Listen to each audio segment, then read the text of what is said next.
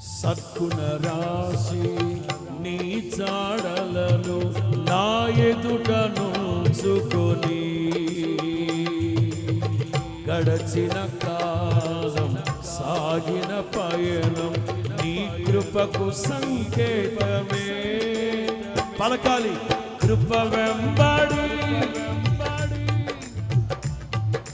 మారాను మధురముగా నే పొందగా, కృప వెంబడి కృప పొందగా మారాను మధురముగా నే పొందగా. నాలోన ఏ మంచి చూసావయ్యా, నీ ప్రేమ చూపితివి నా యేసయ్యా. నాలోన ఏ మంచి చూసావయ్యా,